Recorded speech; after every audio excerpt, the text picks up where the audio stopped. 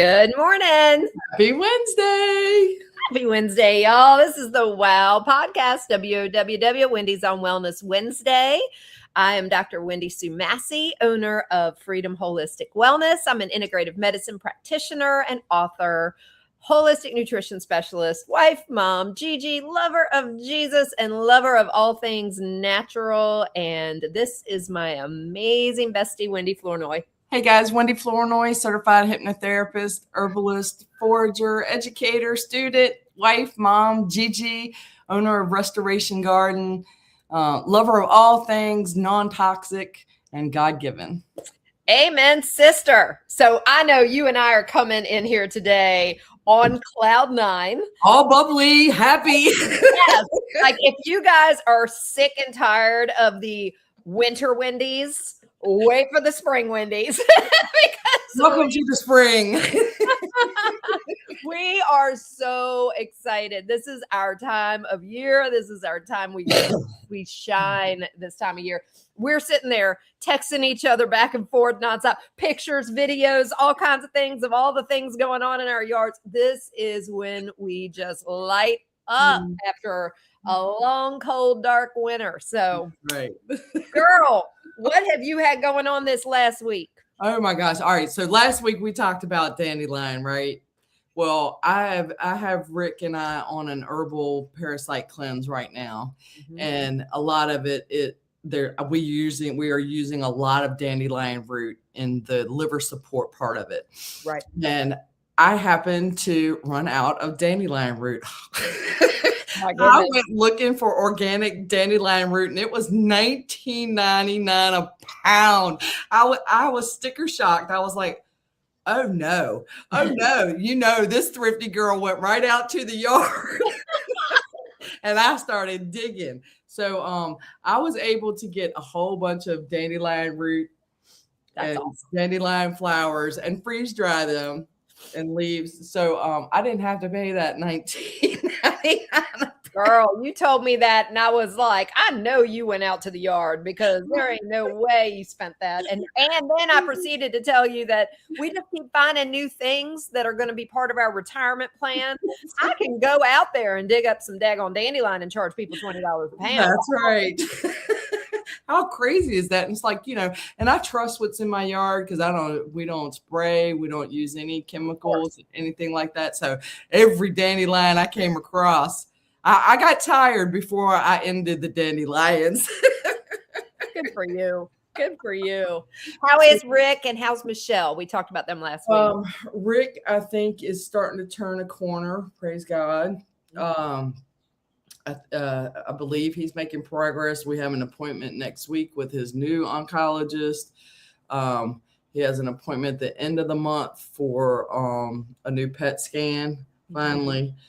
I also talked to oncologist at UVA because we may end up going there if he needs a second transplant. But there's new therapies now versus 5 years ago. So we'll see. It's all kind of a progress, but to see him getting some relief from the pain has been a huge lift off my heart. Praise God. That's the first. Yes. And then Michelle, she's kind of the same. We've been talking every day. I'm going with her tomorrow to the oncologist. She's supposed to start the aggressive chemo treatment tomorrow.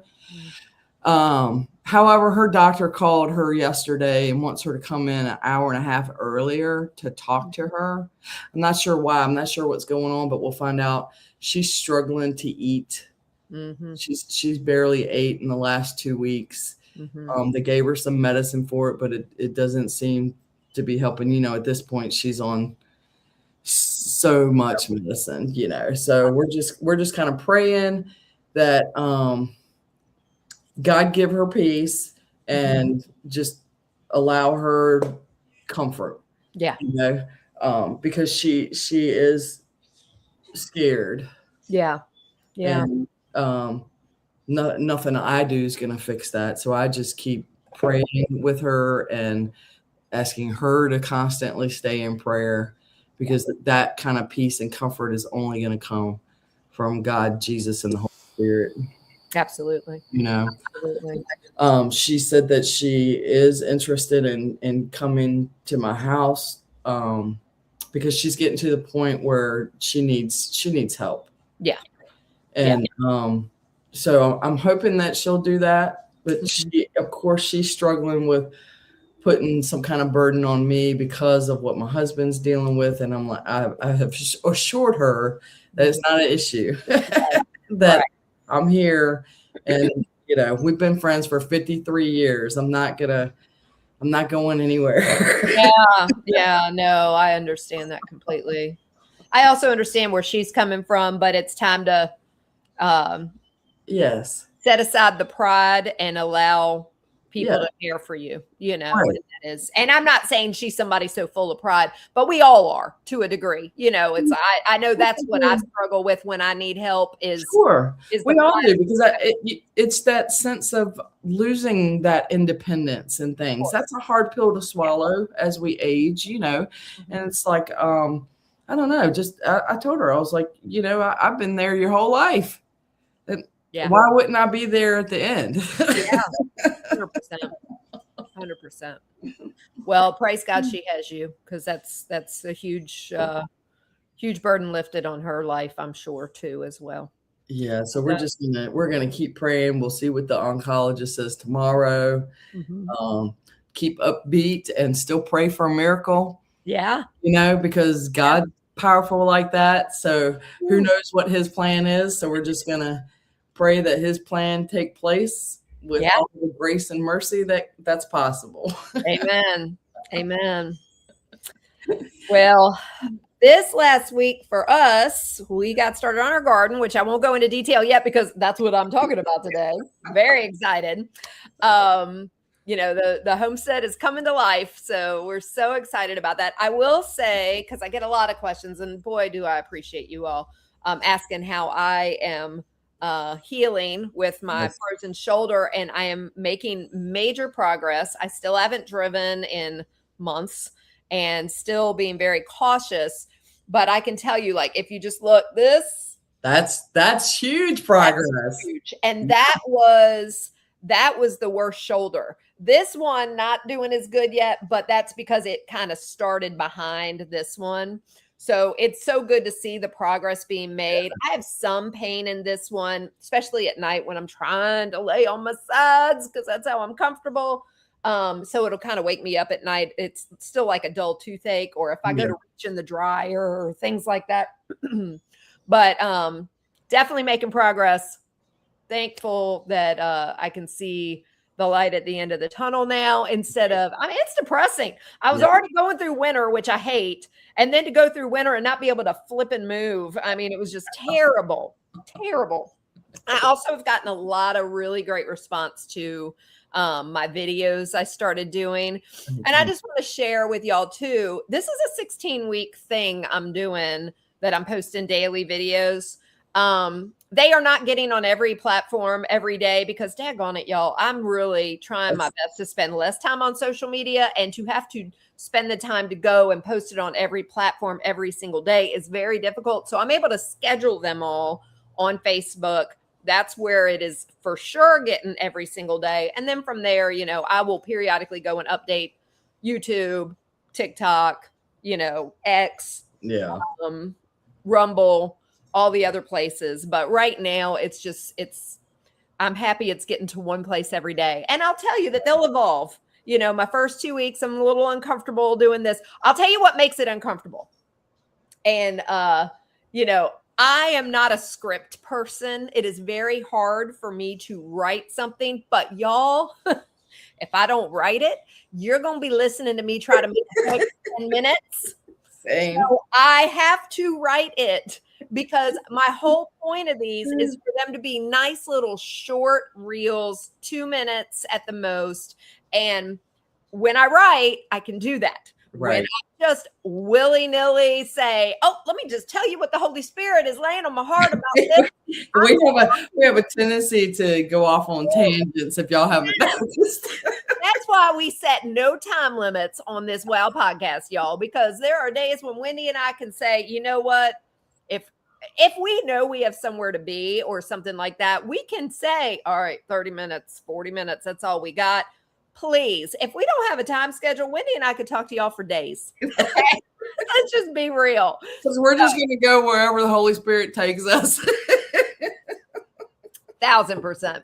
So anyway, I've gotten some really great feedback though on that series, and I'm enjoying doing it. And I'm sure the comfort level will grow as I go week to week.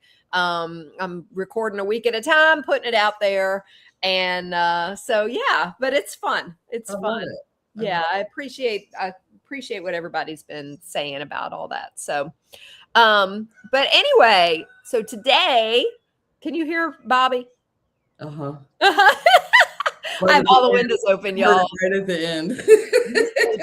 This is springtime at the homestead. We got the windows open. The birds are going crazy. My cats are up in the windows acting like they're going to attack them all. It's really cute. And we've got Bobby out there crowing like crazy. So, and trying to keep all the girls straight. Yes, and he's also trying to survive because I don't know if you saw Bill's post. I did. I'll be trying to get rid of him because he's been a little extra. He was he attacked our grandson, he attacked our neighbor and made him fall down, and he's in his 70s, so I was not happy about that. But he is strapping, and so I told him, I said, please, by all means, kill him if he ever attacks you again. Do not ever feel bad about that. You know, that's life. We had a rooster like that. Yeah. And, that first attack on somebody that was visiting our house, Rick was like, nope, buddy, your dinner. Yeah. And the only reason we haven't yet is because one of our good friends that raises chickens, she told us, she said that Steve Graybill's girlfriend. Yeah. So her name's also Wendy. She said that they're usually pretty bad for a few weeks right at this time of year because of it being mating season, and they're extra protective. And so we were like, okay, because he's never been a problem before. So we're right. Yeah, that makes sense. And it's like, okay, why okay all this time and not okay now? But that rooster we had, that sucker was mean all the time. Oh, really? And we tolerated him because we would put him in his place, but when people are over that aren't usually there. Yeah.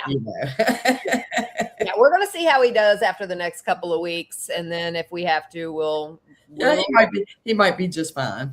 Yeah. Yeah. I hope so. Cause he's fun. And I love the crowing, and I love, but it is something I won't tolerate. When you're feeding an animal and you're caring for them and they attack you, not okay. They haven't attacked me yet, or he hasn't attacked me yet, but he did attack Bill, which was not good. No, Bobby, no. No, do not do that if you value your life, sir. But anyway, so today we're going to talk about purple dead nettle because it is everywhere. It's coming up everywhere. And we're going to talk about all the gardening and some tips that Wendy and I have, in particular, trying new things and stuff like that. So, so why don't you y'all know I love visual aids, so I was out picking some this morning. This is purple dead nettle. I could have picked a ton too, girl. It is everywhere. It's everywhere. It's usually one of the first ones that come up in the spring.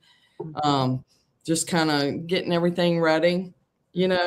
I'm sure everybody has seen this at one time or another in their yard because it does. It comes up everywhere. Mm-hmm. But it's a great gentle medicine. Mm-hmm. Okay. I'm going to remind everybody, I'm not a doctor. Don't play one on YouTube. That is our standard YouTube note. That's right. This is not medical advice. Its Latin name is Lamium purpureum, and it is in the mint family. Okay, but it has a square stem. Mm-hmm. So that's how you can tell the difference between this and the henbit. The flowers are a little different. Heart-shaped leaves. Mm-hmm. Okay, and then it will have these tubular flowers coming out of it. All of that is good medicine. I forgot about the square stem. I'm glad you reminded me of that, or reminded us of that, because that is how it's so much easier to be able to tell when you go to pick it and you can see it's clearly square. Yes. And you can feel it. If you touch the stem, you can feel that it is square. And the hen bit is a little different. I should have picked some of that so we could show the differences. Maybe we'll cover that next year. But the leaves are soft and fuzzy, almost like a mint. Okay. I thought this was cute. And it says that you'll find this early in the spring before anything else is brave enough to emerge. Very true. So I like that. Purple dead nettle is considered what we call a threshold herb. All right. So it lives between winter and spring, but it's dormant. And then as soon as the weather starts turning even the slightest bit, it starts emerging. So that's what we call a threshold herb. And that kind of leads to, it's a transition herb. So any kind of transition that you're going through, purple dead nettle is going to be supportive for that. Nice. Yeah. It's cooling, slightly drying, very earthy. So it's not something that you would just want to make a tea out of on its own unless you like the earthy taste. Very well paired with dandelion or lemon balm. Like we talked before, lemon balm pairs kind of well with almost anything. Yes. Or any kind of mint. Let's see. It is gently astringent. So it will help the body tighten, tone, and reset after the heaviness of winter. Right? So perfect for I just have to interject here and say, you just hit the nail on the head. A lot of things that go well at a certain season, that's when God gives them to us. Absolutely. That's what's so amazing. Like there's certain things we get at cold and flu season. There's certain things we get at higher respiratory seasons like mullein. There's certain things we get at different. It's so fascinating. God planned things perfectly. He did. And everything that we need when we need it is there. And it doesn't surprise me, but it still blows my mind. It's so much fun when you realize that. It's like, if you, and I'm just being quite honest, this is yet again one of those things where I look at somebody who's not a believer and I say, how can you not? How can you not believe in intelligent design? Yes. That we had one creator that did all this? Because even all the way down to the foods we need, the medicines we need, everything grows right when it's supposed to. Yes. Everything emerges, just like we've talked about this before. When, if you have something specific going on in your household, pay attention to your yard because things will start popping up that you've never seen and you didn't plant. Yep. Because that means that God's putting it there for you. Yeah. That's so true. The very first time we ever had mullein up at our old house, you remember you found it. Yes. We'd never seen it there. It was in a place where it probably blew, from the road or something, because it wasn't far from the road at our old house. And you found it.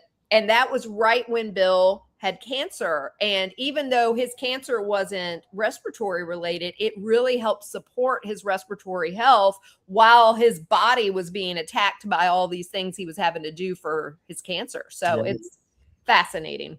It absolutely is. It still blows my mind. Every spring when I start seeing all this stuff pop up, it still blows my mind. It is. It's amazing. Everything we need is right there when we need it. Yeah. The purple dead nettle, it's a very gentle inflammation reliever. So it supports seasonal allergies. Any issues with histamines and stuff like that, it is totally supportive of that. It will also calm irritated skin if used topically. Mhm. and it will help stop minor bleeding. So if you get like a cut or something like that and you have purple dead nettle in the yard, take it and ball it up and rub it together, and then that'll kind of crush the medicine in it and put it on a bite or something. You can smell it when you start doing that because it's releasing the oils, and then you put it on wherever you need to put it on, and you got an instant insect bite reliever, or if you got a cut, stop the bleeding kind of thing. If you don't want to stop what you're doing and run inside like I'm famous for. No, that's perfect. That'll keep garden girls like us outside. I love it because purple dead nettle is close wherever you are. Yes. Girl, it is all around our garden. I mean, it's even in my flower beds this year. I'm like, where am I? That's so funny. It definitely spreads like crazy. Now, can you put like the leaves or any of it on a salad, just mix it in, or does it need to be in a tea, or what's the best ways to use it? You can, it is edible. Mm-hmm. Is it bitter though? It is slightly bitter. I've had worse. Mm-hmm. Had more bitter. It is slightly bitter, but I would think sprinkled on top of a salad would give it a good little kick, almost like arugula, because it's not as spicy, but it's definitely got that twinge of bitter. Okay, so it's not bad.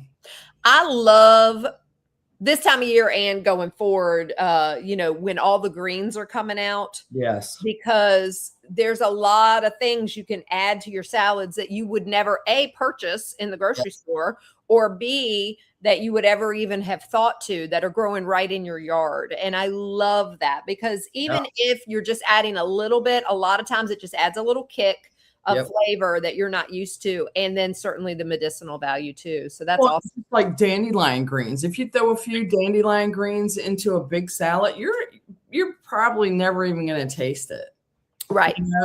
So it's like that's a great way to kind of hide things, and get a little extra something in there. Yeah, and how cool to be able to just go out to your yard and find food that you're going to eat. I mean, that's how it used to be, y'all. We didn't have grocery stores, back in the day. And so it's so cool that we can do that, especially this time of year.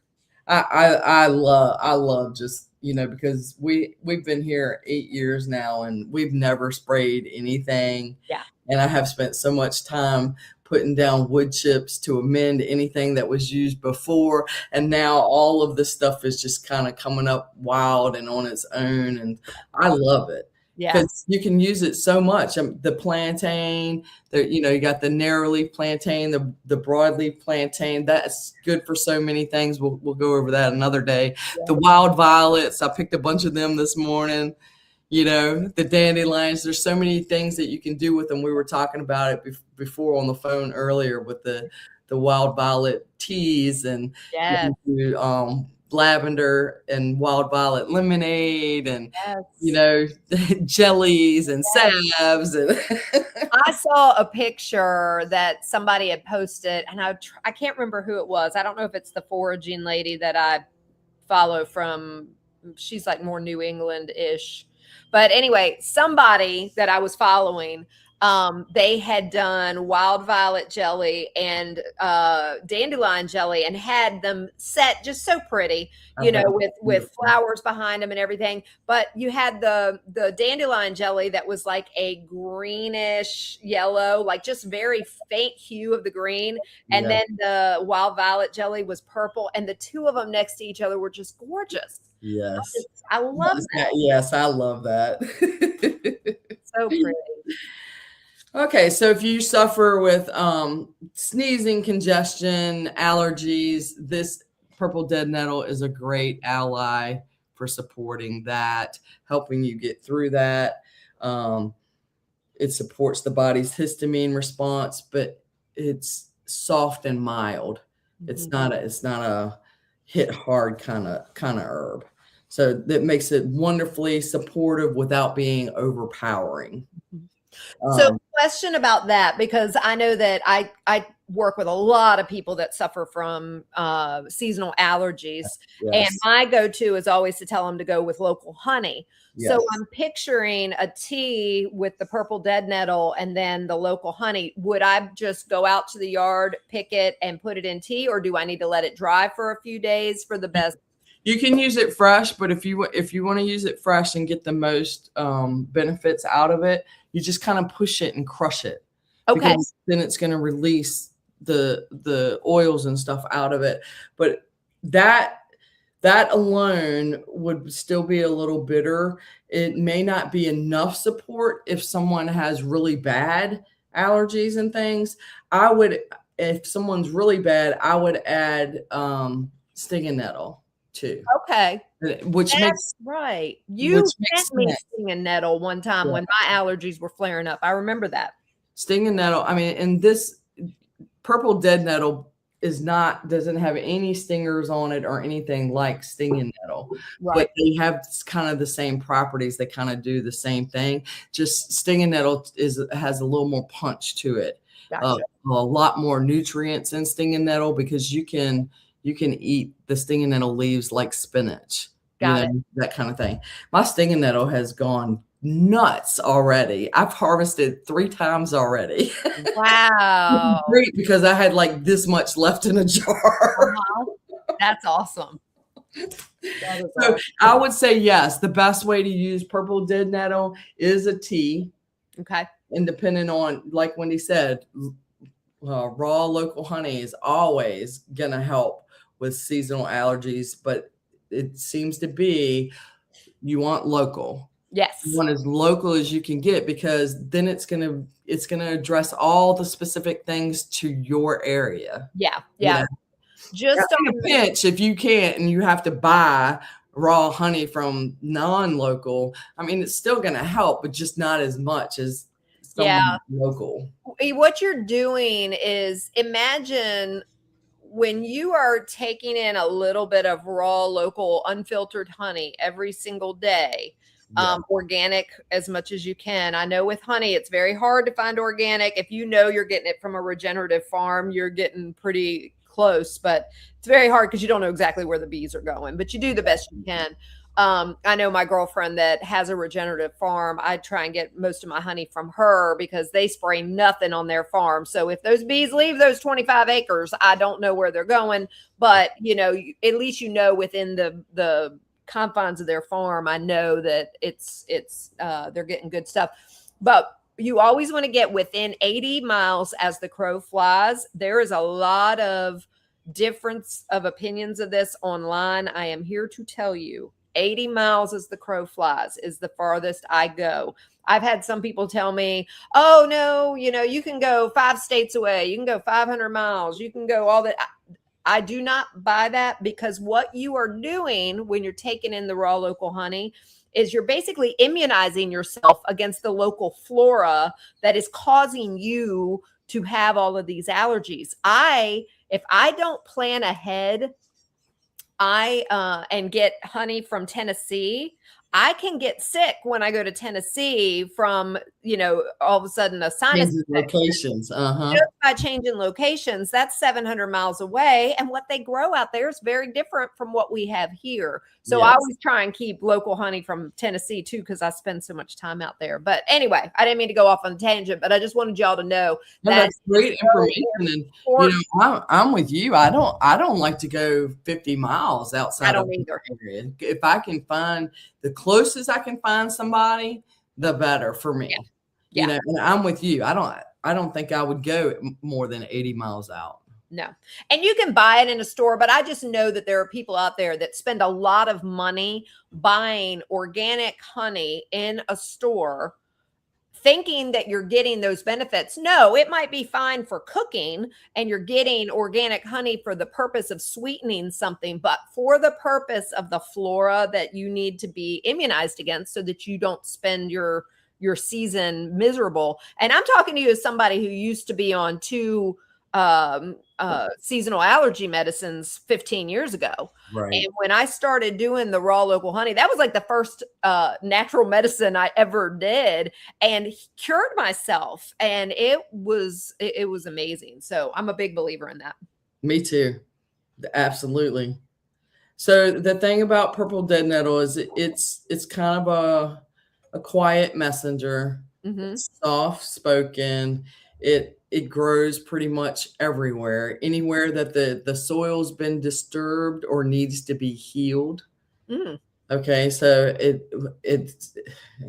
it's also causing your soil where it's coming up. It's causing your soil to improve. Mm-hmm. Okay, so I don't ever pull them out. I will cut them off, but I will leave the roots in because it's really good for your soil. Yeah. You know, and sometimes we just have to remember that healing doesn't always have to be punchy and loud.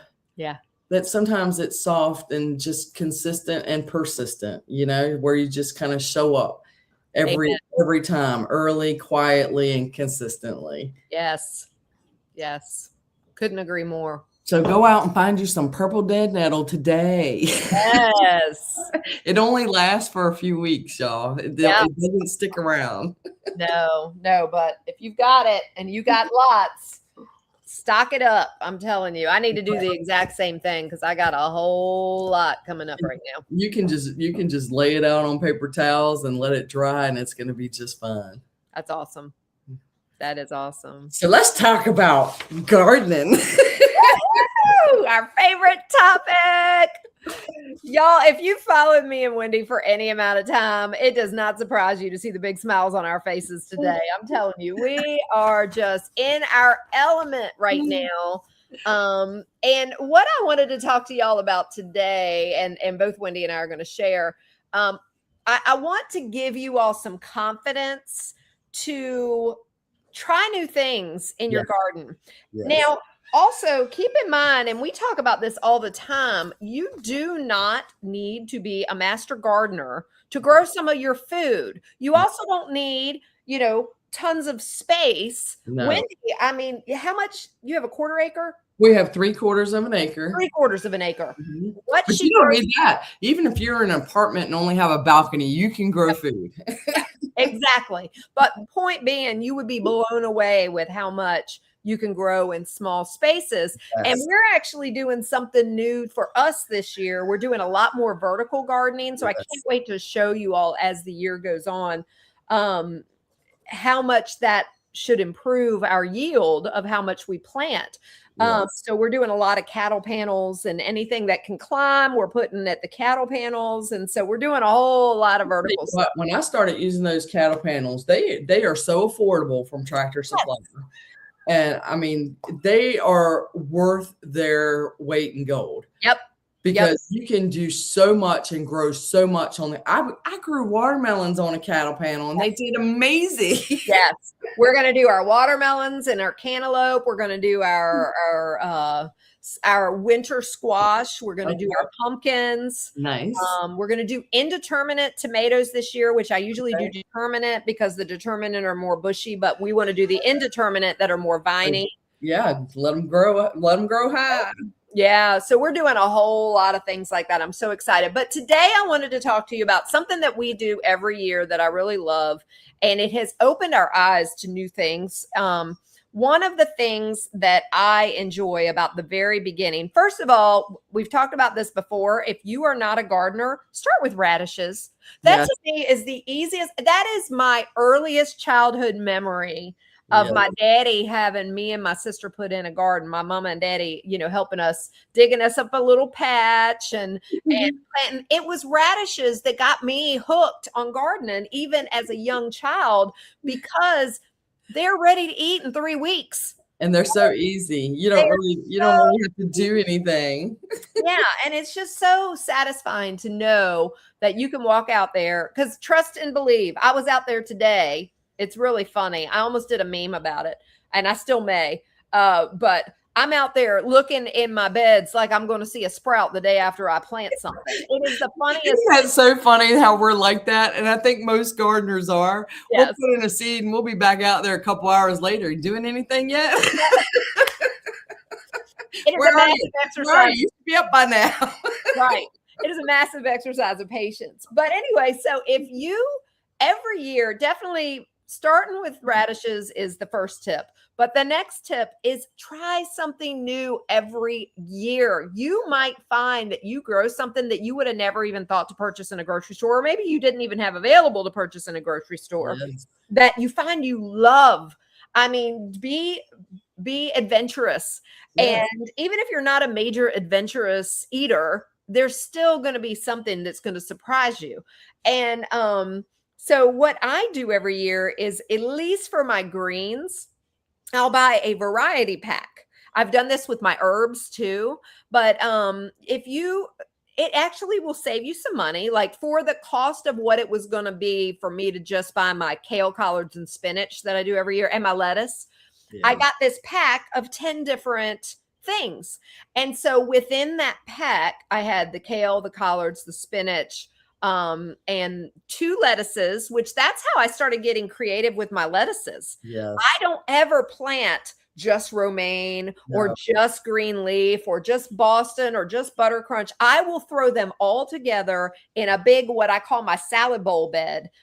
And it's so much fun because as it comes up, you don't even know what the heck you got. You've got just a whole big variety, and you just cut it every time you want a salad. You got, I mean, instant salads. It's so fun because it's adventurous and fun all at the same time. It is. And a lot of times it'll give you all pretty colors, differences in colors. So anyway, this year's, in addition to, that's how I learned that I like mustard greens and arugula early. Both of those, if you let them go too long, they get bitter. But early, when they're young, they're so good. And you don't use them as as the base of your salad. A lot of people do with arugula. I'm not enough of a fan of it because it gets a little bitter. Yeah. But if you do them young and you mix them into your lettuces and stuff, man, so good. But this year, I got 2 different mustards, arugula, several different lettuces. I got the kale, the collards, the spinach, but I also got sorrel, which I didn't even know what the heck that was. And I've heard of it, but I didn't know anything about it. Ended up being a perennial, which I'll talk about that one. So I did not put that in the garden. I put it in pots on my deck so that when our perennial garden is ready, we can transplant it. Orach, never heard of that one. That went into my salad bowl mix, into my salad bowl bed. And Swiss chard, which I have heard of and you can purchase, I just never have. Yeah. So I thought I would cover those 3 that are new to us. Oh, and also we had in that batch amaranth, which I've grown amaranth before. I've had beautiful plants and flowers from it. But then the groundhogs love it a little bit too much. So I'm gonna hopefully have some success with that and put that in again this year. But I was reading up on the orach once you talked about it because I was like, I had never heard of it. It evidently the orach is in the same family as amaranth. Yes. You might want to be careful with the groundhogs. Yes. Yeah, they might be all over my salad bed too. I'm usually having to fight something off of those beds. But I mean, I had never heard of it, and evidently it's been around forever. It's an ancient green. Yeah. And I was like, how have we not heard about this? I know. So let's start with sorrel. I've got it in 2 big pots on my deck. Cannot wait to see this coming up. This is one I'd never grown before, and now I'm wondering why I waited so long. Mm-hmm. So it's a perennial, which there are no such thing as perennial greens. So I thought, you have to plant them every year. This is a perennial. So it's going in my perennial bed. So excited. Plant it once. It keeps coming back year after year. It grows in clumps. It doesn't grow like lettuce. So it grows in clumps. And the flavor is bright lemony, almost like a citrusy and spicy type flavor. So I'm really excited about that. Apparently it also a little goes a long way. So it's intended to be an accent green, not the base of your salad. You just kind of mix it in for the added flavor and I'm sure added color and everything else. I am putting it in a pot near my kitchen because I want to see when it's ready. It's coming off and I'm going to use it. You just snip the outer leaves and then it just keeps on producing. Nice. So it's just like a little lemony boost that grows right outside your door. So I'm really excited about that one. I wonder how that would be in a tea. Oh, I bet it would be good. I bet it would be good. Is there a different, I want to say that I read something about red sorrel. There are different ones. Okay. Now, definitely with the orach, which I'm going to talk about next, there's different ones. But the sorrel, I believe there is a red one as well. The one that I had sent in my mixture pack was green. Okay. But yeah, that's a good question. I can't wait to see it come up. No, I know. I'm so excited. I was like, I'm going to have to go out and get me some of this. Yes. I mean, anything that's perennial, girl. It's That's like right. That's what I'm saying. I love perennials. the gift that keeps on giving. I mean, Right. we're going to put in, I want to do, and I've already released my husband because I've already given him the to-do list from hell. I'm just telling you, that's what he's so used to it. So when I was prioritizing everything, I did tell him, I said, look, if we can only get the perennial bed built this year so that I can plant in it next year, I will be happy. But in the perennial bed, I'm holding on. I'm going to have those now. I'm going to have asparagus, strawberries, a bunch of herbs, artichokes, and horseradish. That's my plan for my 3 beds, and that just kind of climb up the hill. I really want to have them real pretty. You let me know when you're ready for horseradish. I just dug up my 4 plants and moved them. Wow. Sunday. Nice. So out of those 4 plants, I think I have 22 babies. Woo! Oh, I'm so excited. Yes. Realistically, I only need 2 plants. I don't even need 4 plants, but I like to share. Yes. Well, it's so good. I love using it in a lot of cooking. I just don't that often because, it's just not something that's always readily available. I have to go hunt for it when I'm ready to make my fire cider every year. Well, I'm going to be experimenting because I have a bunch of it right now in the freezer from the fall. Okay. So my plan is to grate it up and freeze dry it and experiment with it like that to see if it's still as potent and everything. Yes. Oh, I bet it is. I think my thought is it's going to be, so it'd be a great way to preserve it. Rick loves to make fresh horseradish sauce. Yes, that's exactly what I was thinking of. I love horseradish sauce, and nobody else in my family will eat it, but daggone it, let me have it. I will put it on burgers. I'll put it on everything. It's good on so many things. I love it. Or you can make a horseradish dip for veggies. Yes. So sorrel, how long does it take for it till it's ready to be harvested? Supposedly about 60 days. Okay. So it's not a real long one, which is good. And it also does not bolt super early, which is another good thing. Okay. So it's heat tolerant. Yep.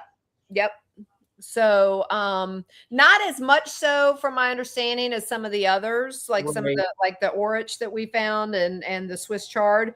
But I think from what I'm understanding, it's going to go a little bit longer than some of the other things that'll bolt fast. Okay. So, and if y'all don't know what we're talking about with bolting, that's one of our challenges with greens. You can plant and have the most beautiful greens, and you can think, oh, okay, tomorrow I'll go get to them. And then tomorrow you go out there and everything's flowered, and then you are pretty much done. So you really want to stay on top of harvesting your greens because you never know when all of a sudden, poof, they're going to be flowered and that'll be it. Now you can collect seeds from it. It's not totally a lost thing. But as far as eating them, I'll still eat spinach a little bit after it's bolted because I don't have a problem with the taste. But a lot of things after they bolt, they get really bitter. Really bitter. Really bitter. So, but anyway, so orach. Let's talk about that. That one I am so excited about. This one is I'm excited about this one. I had to go look it up, and I was like, an ancient green. What? Yeah, it is. Well, what really caught my attention about it is it's not only beautiful. I love when red things. Yes. I got a variety called ruby red orach. Okay. And for anybody that has never heard of it, it's spelled ORACH. I know I need to spell it because with my Southern accent, nobody's going to know what the heck I'm saying. So it's orach. But it's not just beautiful, but it is apparently very nutritious. It's an ancient green. It's often called mountain spinach. It comes in deep red and purple tones, and it is absolutely gorgeous in salads. It handles heat better than spinach, which I thought was really cool. Because spinach is one of the first ones that I'll cry over when it starts bolting. Spinach and some of my lettuces. Yes. So spinach bolts very fast, but orach fills that gap. Okay. So apparently it's very similar to the flavor profile of spinach. Easy to grow, very forgiving. You eat it young in your salads, but you can also, and I've got it in our living salad bed because I think it'll be great to be able to just cut it and add it. But it's like spinach's more resilient cousin. Okay. It's a colorful cousin for spinach. But one of the cool things that I saw about it is that it's actually it's loaded with vitamin, what was it? C, A, iron. There was something else, but I remember it was C, A, and iron. I saw that because I saw that it was also mentioned that it really helps people with anemia. Yes, very high in iron, and apparently even more nutrient dense than a lot of our greens. Yes, and the spinach. So that's huge. I mean, that makes sense. I mean, being called an ancient green, there's a reason. You know what I mean? Yeah. I mean, I just thought that was so cool. Never ever seen this in a store, never seen it to purchase anywhere. This is all brand new to me. So I love, again, it was a gift being that it was part of this variety pack. So stay tuned. We'll see how. So tell us where you got the variety pack from. I just got it off of Amazon. I don't remember the name of the company that had those. But and I've done the same thing with my herbs before, but I always will just search for organic whatever. And I think at the time I was searching for organic lettuces, and it popped up as an option. I think I paid $10 for variety pack, this huge variety pack instead of $4 a pack, right? For all the things that I wanted to buy. So it was just so cool that I was able to get that whole big nice thing. So the Swiss chard, I can't believe I've never grown it before because it's absolutely gorgeous. Well, I think I talked about it a couple years ago, growing it, and I just never got around to it. And I'm like, I keep hearing about it, so it might be time to try it out. I have the whole time I was planning it, I was asking Bill, I said, have you heard from Ellis, one of our friends, Ellis, that he's very much into, Ellis, he was in one of the bands that Bill used to work with. Okay. Well, I know Janet Miller commented and said that she loves Swiss chards. Yeah. And it's absolutely beautiful. And a lot of people say they love it. So I'm looking forward to it. But it's apparently one of the most productive greens that you can grow. It's one of these that you can cut and come back for months. Nice. So it's a lot more heat tolerant than the other ones. So it's not going to bolt as fast. You can just keep on cutting the greens off the stems, or you can even cut those really colorful stems. And apparently they're like a spicier celery. Oh, nice. And I just immediately went to, oh my goodness, I'm so excited when I go to, when we've got tons of it and I go to make a veggie tray or something to add some of those to the celery. Yes. Can you imagine how pretty that'll be? I have celery is something that I have never had any luck with. Me either. So Swiss chard might be the perfect alternative to that. Yeah. My daughter is growing, Kirsty's growing celery this year and seems to be having better luck than me. Oh, good. I have never had any luck with celery. Yeah. Because then she's going to have to start planting enough for all of us. Yes. Because I go through some celery, girl. That is something I wish I could grow. And it is. They do say, though, so I've kind of released myself from the stress over it. They say that's one of the hardest things to grow successfully. So I'm like, okay, maybe I don't suck as bad as I think. Right, right. We're so hard on ourselves. Why can't we grow this? Exactly. Well, and I'll tell you, I've found that some of those things that thrive when you thin them, Yeah. I'm not as good. I'm a really because I'm a here's a whole bunch. May the odds be in your favor. yes. I am so funny about thinning. I'm like the worst garden mama, but Me too. the best, I guess, to the plants that appreciate not being killed. That's right. I look at all these Only the strongest survive. Yes. I look at all the babies and I'm like, how can I choose? You know, you're all my babies. What if I pick the wrong one? I went through that whole process like that, pruning the trees this year. Yes. Pruning the fruit trees.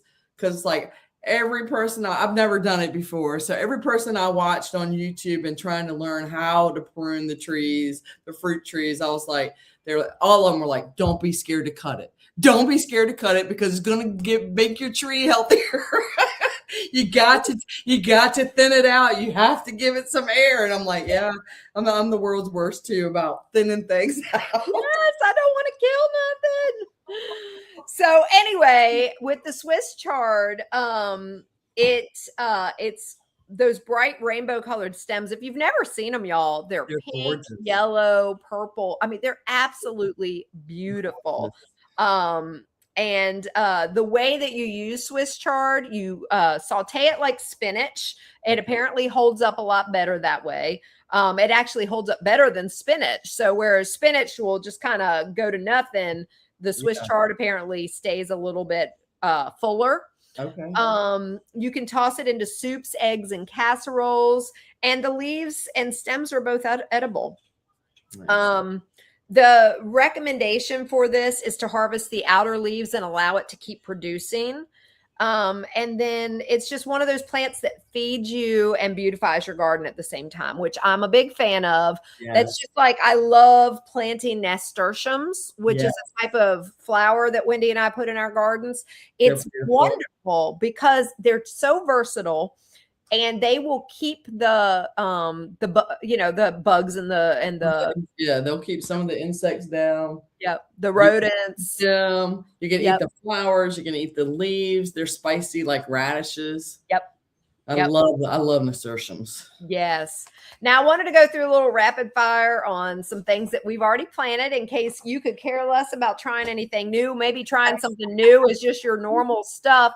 So I did the mixed greens with the lettuce, arugula, and mustards, and the orach all going in our salad bed this year. Constantly cut and come again. Man, I love that. I mean, and I share so much of that during the year because I don't want it to go bad.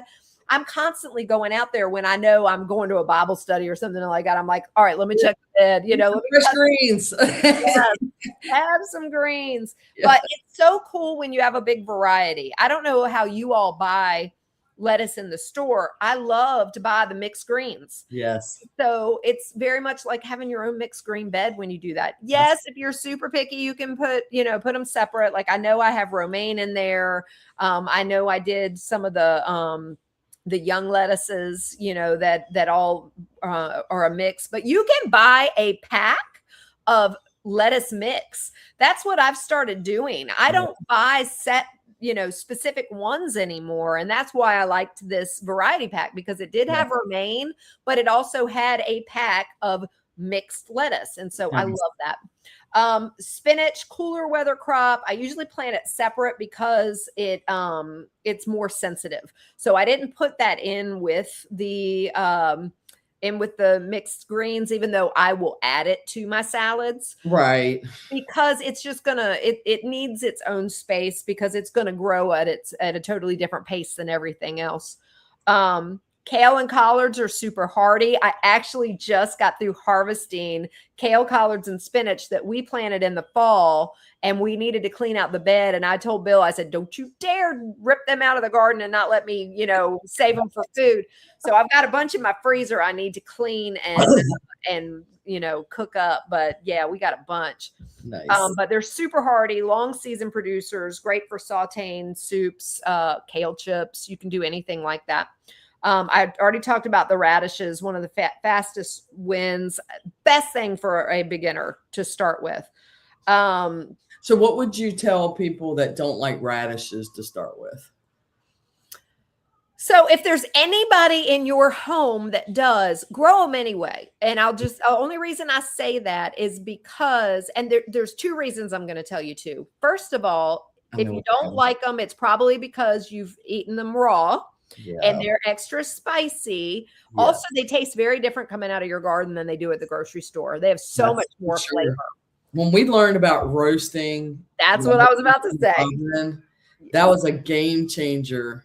Because I'm the only person in my house who eats raw radishes. Yeah, same. And growing radishes will give you like, oh my gosh, maybe I can be a gardener. Yes. That's why I say grow it anyway, even if you just are going to give them away or whatever. But here's what I want you to try, because if you like roasted potatoes, I'm going to need you to try roasted radishes. Yes. It will blow your mind. Yes. Because while raw radishes have that spicy taste, when you roast them, they're sweet. Yes. They don't taste anything like they do raw. Like a potato. They do taste like a potato. So, and it's a low carb way to feel like you're eating potatoes. That's right. I love them. I had never roasted them until I was doing keto. Yep, me too. I thought, how weird that blew my mind. It just blew my mind. Totally blew my mind. But man, they're tasty. So at least try that before you give up on them. But at the very least, if you've never gardened before, do them first, just because they're ready in 3 to 4 weeks. Yes. I mean, you can't beat that. I did parsley. I'm going to do a lot of my herbs this year on the porch, except for the ones that I like to grow as companion plants. Because like basil, I always put with my tomatoes, and yes. cilantro I put out in the garden because it will help ward off rabbits and all kinds of different critters. But I put parsley on my, in a pot on my deck with the, sorrel. It's slow to start, but man, it's so worth it. It's very nutrient dense. A lot of people don't realize you can put a whole big handful of this in like a smoothie or something. It doesn't affect the taste, but the medicinal and nutritional benefits are out of this world. It's one of the best sources of vitamin C. It's a great heavy metal detoxer. It is. It is. Along with cilantro. Yes, parsley and cilantro both. As a matter of fact, when I was doing the heavy metal detox, I make a pesto out of the parsley and cilantro instead of basil, which is typical for pesto. Yes. Man, out of this world, and very, very nutrient dense. I also did beets. You get 2 good crops in one. You can eat the actual beets themselves and the beet greens. The beet greens are great to cut and add into a salad as well. You can also saute them just like you would spinach or anything else like that. We did scallions and green onions. They're very easy, low maintenance. They're great companion plants. We did them with our peas. And if you have a hard time finding them, a lot of companies call them bunching onions. Yes. So the whole point is, I mean, we scattered a ton of seeds in about 3x4 space. And when you're thinning them, you eat them, so as you thin them, you can eat them, even if they're just very tiny. You can use them almost like chives. Yes. And then as they have more room, you'll get more and more growth. But man, they're excellent. And that to me is one of my earliest memories of my granddaddy, because he always grew a ton of them. And every single supper that we would sit down in the summertime when we were visiting my grandma and granddaddy, we would have fresh bunch of onions or scallions or green onions, whatever you want to call them, right out of the garden, and they were so good. Also peas. We're actually, I mentioned we're going to do the cattle panels. Yeah. So our first cattle panels are going to go right there where we put the peas. Nice. Because we need them to grow, but they're also very versatile because they're climbing, they're fun to grow, but they are also a very nice early harvest. So we can turn around and use that cattle panel for something else later. But even the tendrils are edible. Yes. So I think that is super cool. And then the last thing, amaranth, I mentioned that we did that. It's a dual purpose, leaf and grain potential. It can get tall. It makes a beautiful backdrop. I put it on the north end of our one bed where we have the peas and the beets and the scallions because I didn't want it to cast a shadow on the others because it will grow tall. So we'll cut the leaves and put them in salads. But if you allow it to grow tall, you can actually use the amaranth for grain, an ancient grain, which is kind of cool too. So we're also, I wanted to share this. We're also seeing new growth on a lot of our trees all over the homestead right now. So we've got elderberry. Wendy brought me 9 elderberry plants last year. And I have 4 that have survived, and a lot of pretty growth. Raspberries, our apples, cherries, pears, plums, and peaches all have a lot of growth. So I'm very excited about it. They're budding, they're blossoming. I'm gonna tell you what, the peach tree blooms are just gorgeous, aren't they? Right? Mine is blooming, and my pear trees are blooming. Yep. The leaves coming in on the pomegranate trees are the color of pomegranates. Yes. And then they go from red, they turn green. As the weather gets warmer, the leaves will turn green. I think it's fascinating. It is. It's I love this time of year because it gets me excited. It's like a promise of what's to come. Yes. It really helps you slow down, and know that not everything's ready yet, but it's coming. And I just think that's so exciting. And so I just wanted to wrap up this section with talking about what gardening teaches us. And this is something, it's like I told Bill last night. He asked me, he said, "What is wrong with you?" Because last night I was just wired. And I said, "Baby, I had a therapy session." And he goes, "Therapy? What are you talking about?" I said, "I had my hands in the dirt.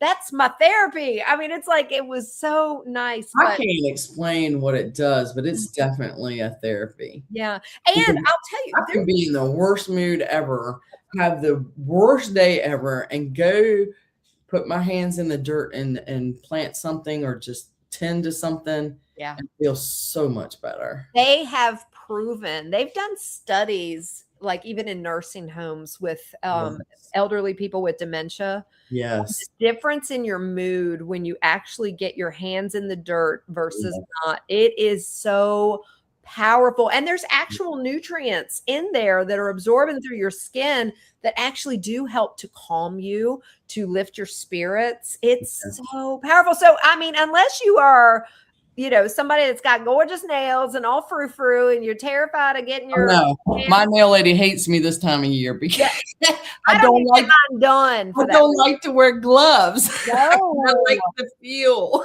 Yes. Oh my gosh. I love it. I love it. I put on gloves when I'm weeding and when I'm really having to dig in things that I don't know what's there, Yes. I don't want to get bit. Right. So I think that's what happened to my finger. I think I got bit by something in the soil. Yeah, it can happen. It can happen. But gardening teaches patience, trust, and stewardship. Yes. We have to. Patience is not a strong virtue for me, but you have no choice. Like I said, we were joking that we're out there already looking, we just planted these seeds. It's like, what's growing? It teaches you patience. Where are you? You have to be patient. Oh, that's something I forgot to mention. We also have garlic growing that we planted in November. I know you do too. And it's gorgeous. My garlic is looking better than it ever has this year. That's something else. If you're brand new to this, plant you some garlic in the Around fall. Halloween, beginning late October, beginning of November, plant you some garlic because it is a no 10, do nothing win. And trust me when I tell you, plant hardneck. Yes. Because if you plant a hardneck variety, you get this extra gift that you may have never even known was a thing, because I didn't until we started growing hardneck 8-9 years ago. Is the garlic scapes. The garlic scapes. Yes. There are these little curly cues that grow up on the garlic starting around April or May. Yep. And you snip those off. And I mean, we put them in everything. We put them in hamburgers. We put them in meatloaf. We saute them. We made butters. We made pistos. So good. It is such an extra gift that you get. But it definitely teaches you trust and stewardship too. So, you're trusting that when you are putting all of this stuff in the garden, that something's going to happen, right? Think about when you're planting seeds in your own life. Yes. And you're trusting that God is going to do something with those seeds that you're planting, something that you may never see. We're blessed that if we live here, you get to actually see the fruit of that trust. That's right. But then the stewardship piece, guys, you can't just plant seeds and walk away and never do anything with it. Yes, you might get something. I've had years where just things got crazy and got away from me, and I've just had this weedy mess. Yeah. And I might be able to pick an occasional thing, out there, but it makes such a difference. If you want a good harvest, and this is with anything in your life, you got to be a good steward of your body. You've got to be a good steward of your garden. You got to be a good steward of, your finances, of anything that God has blessed you with. You've got to be a good steward. Otherwise, the harvest is going to be a whole lot less. Yep. So you plant, but you don't control the outcome. That's right. You just do the best you can. And I do want to share, because this is something that I'm very excited about for our local friends. And Wendy, if you're not doing anything, you and Rick should come up. May 24th, we're going to do a big Pentecost party. And we're going to do it after church that day. Just have everybody bring food and everything. But for anybody that doesn't know about Pentecost, that's the birth of the church. But that's not what the original reason for Pentecost was. That's what we're going to do it, like a big birthday party for the church. But the original reason for people coming together for Pentecost was to celebrate the first harvest, the first fruits. And so I love whenever we do a Pentecost gathering to get whatever I can get out of the garden and like make a giant salad, because there's not a whole lot coming up yet, but there's enough where I could make a big salad with a whole bunch of mixtures of things that are all popping up and just celebrate, the first harvest in that way. So I'm excited. I think it's going to be, it's something so special about first fruits, because even though it's not the full harvest, it's the beginning of what God is doing. And it just gives us an opportunity to celebrate that. That's right. Girl, so that is what I prepared for today. What you got coming up this week? I am working on all things garden, because I had a plan for the fall and winter out there in that mess garden that was given a break to. Well, it's still a mess. Things happen. So now I'm playing catch up with that and trying to get everything. So now I'm rearranging where I'm growing things again this year while making progress forward. But I did order 2 cherry trees, so I'm very excited to add them to our fruit trees around here. I had different things popping up. I showed you, I had 2 mullein plants just pop up. So I'm watching them, and my blueberries look better than they ever have before. I cut my elderberries all the way back to the ground. Something was wrong with my elderberries last year. I didn't get a huge harvest like years before, and it was probably because I didn't prune them enough the year before. So I took them all the way back to the ground this year, early in the year, and now there's probably 200 elderberry trees So I'm going to have to get out there and do some manual labor digging to pull some of those up and the roots back, because they're going underneath my fence, and I don't want them underneath my fence. Yeah. So I'll have to pull the roots back. So I have some work to do. I'm going to constantly be making progress forward. Tomorrow I'll be going to the doctor with Michelle. This weekend is Easter, and I am so looking forward to it. It'll be the first time that all 6 of my grandchildren will be together at my house. Oh, I love that. I love that. I'm thanking God for those blessings, because it's does a Gigi heart good. Yes. I just saw that Janet Miller commented. I don't know why it only shows us periodically, but she said she loves Swiss chard, which we mentioned her. You said this. And then she mentioned mild radishes, French breakfast radishes, and just a shout out to Janet. She's the reason that's the ones I grow it. Because they're less spicy, fresh? They are, but they're also so large because they grow long. Okay. So like a long tube. Yeah, instead of the round. I love them. Bill and I love them. So yeah, we grow those. She's right. That's a great one to try if you're not a big spicy radish person. Yes. Thanks, Janet. Thank you, Janet. So coming up this week for us, we're going to get in our onions and our potatoes. And I am doing all things I can to get ready for the Seeking Whole Health Conference. We leave 2 weeks from today. I can't believe it. So much to do between now and then, but I'm very, very excited about that. And guys, just one quick plug. I know Wendy's got to go. I just realized what time it was, honey. I'm sorry. That's all right. The new programs that I have, where I am including labs and community, a year in the community as part of the program. That is super. Oh my gosh, people are so excited about this. If you all want to do any level of program with me, it's going to include labs, and it's going to include community support, community membership, and it is a game changer. Yes. I'm telling you, I'm so excited to be able to shift to this. Y'all get in while I've got my prices low. I did not increase anything, but just adding the community membership and the labs is an extra $739 in value, and I did not increase any of the prices of the programs. Wow. So this is the time to do it before I realize that I can't give the farm away and I need to increase my prices. So please come join me. I would love to be able to keep this going and be able to continue to offer this. So, all right, girl, we will see you next week. Yes. Everybody have a great week. Enjoy the weather. Happy Easter, and God bless you. God bless you all, and remember the reason for the season. It's not about the bunnies and the Easter eggs. That's right. Because the Savior of the world came and died for each one of us and rose again from the dead so that we can live forever with him.